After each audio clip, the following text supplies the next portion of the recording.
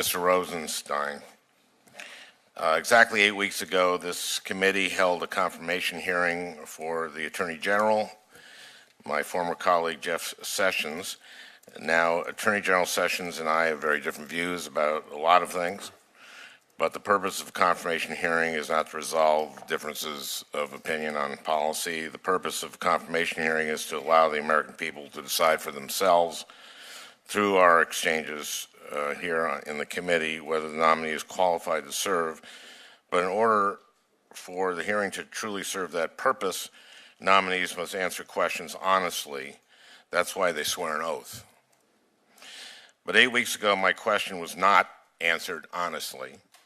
I asked then Senator Sessions the following question: if there is any evidence that anyone affiliated with the Trump campaign communicated with the Russian government in the course of this campaign, what will you do? I didn't ask who had communicated with the Russian government.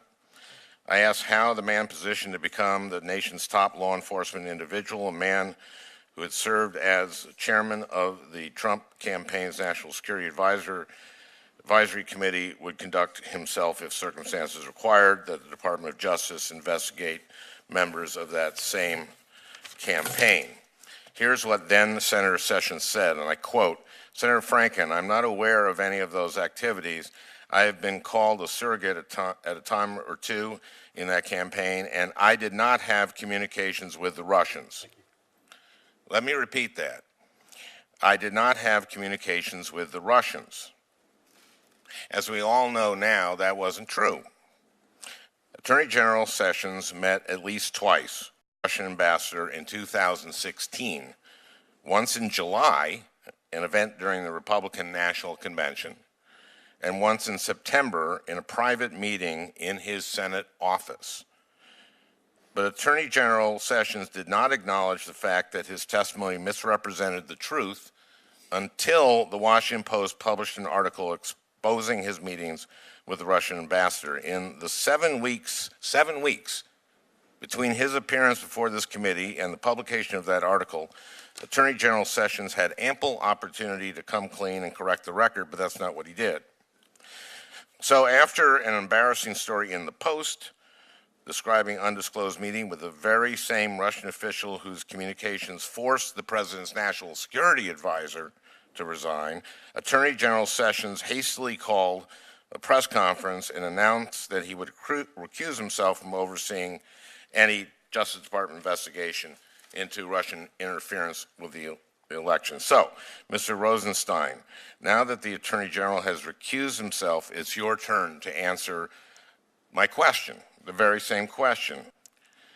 Again, here is the question I asked then Senator Sessions, and that I would like you to answer now. If there is any evidence that anyone affiliated with the Trump campaign communicated with the Russian government in the course of this campaign, what will you do? If there is predication to believe that such a communication was in violation of federal law, Senator, I would ensure an appropriate investigation. Now, Mr. Rosenstein, do you understand that you have an ongoing obligation to update your testimony and correct any inaccuracies or mistakes that you discover after you leave the hearing today? You're making me very self-conscious, Senator, but yes, I believe I do. I'm trying to be as careful as I can.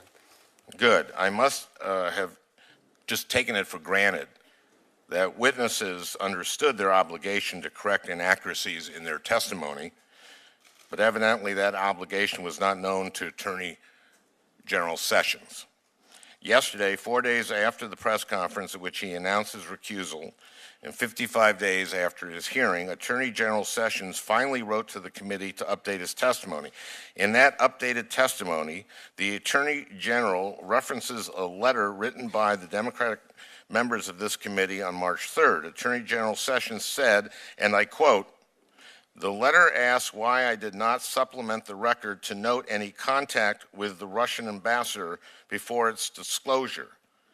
Having considered my answer responsive, and no one having suggested otherwise, there was no need for a supplemented answer."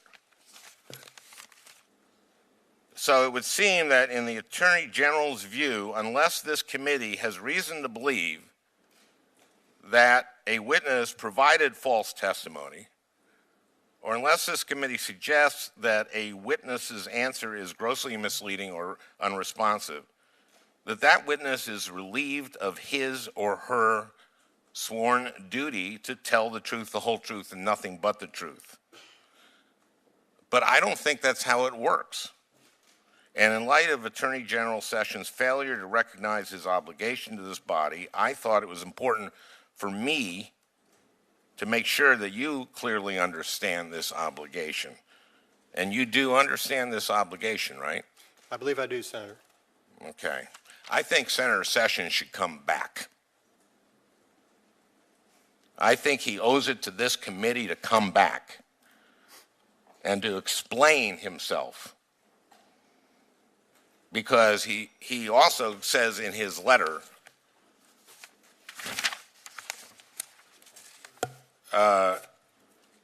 may I just...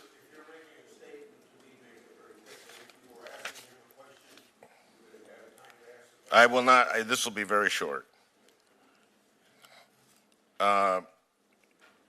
He says, let's see, I did not mention communications I had with the Russian ambassador over the years because the question did not ask about them. I asked him what he would do as Attorney General if it was true that members of the campaign had met with the Russians. So he says, I did not mention communications I had with the Russian ambassador over the years because the question did not ask about them. He answered a question I didn't ask. And for him to put this in his letter as a response is insulting. And he should come back and explain himself, Mr. Chairman. I think he owes that to us. Because this appears to me like he was, and I've bent over backward not to say that he lied.